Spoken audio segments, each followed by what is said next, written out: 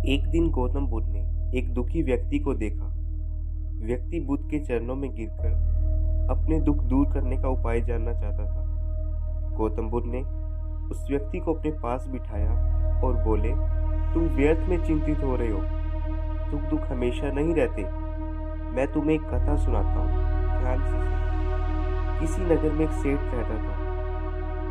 वह बड़ा ही उदार और परोपकारी था।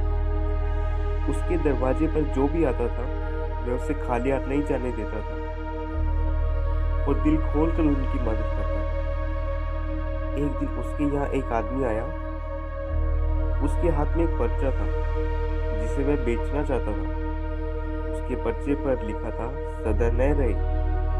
इस पर्चे को कौन खरीदता, लेकिन सेठ ने इसे तत्काल खरीद लिया और अपनी पगड़ी के एक छोर में बांध लिया।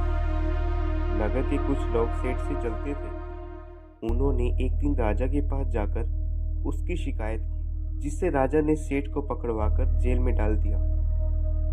जेल में काफी दिन निकल गए। सेठ बहुत दुखी था। क्या करे, उसकी समझ में कुछ नहीं आ रहा था। एक दिन सेठ का हाथ पगड़ी की गांठ पर पड़ गया। उसने गांठ को खोलकर पर्चा निकाला और उसे पढ़ा। पढ़ते ही उसकी आंखें खुल गई।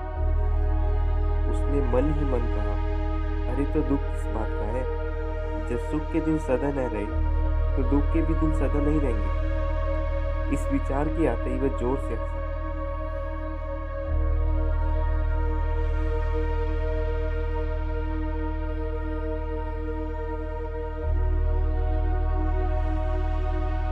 चौकीदार ने उसकी हंसी सुनी तो उसे लगा सेठ मारे दुख के पागल हो गया। उसने राजा को खबर दी। राजा आया और उसने सेठ से पूछा, क्या बात है। सेठ ने राजा को सारी बात बता दी। उसने कहा, राजन, आदमी दुखी क्यों होता है।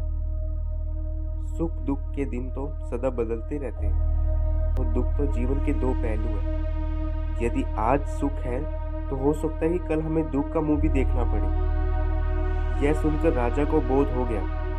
उसने सेठ को जेल से निकलवाकर उसके घर भिजवा दिया।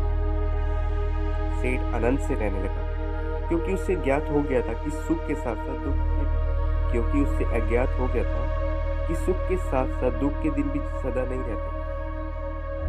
इसी तरह अगर हमारी जिंदगी में भी कभी दुख आ जाते हैं तो हमें उसे लेकर नहीं बैठना, क्योंकि दुख के बाद जो पहलू आएगा वो सुख ही है।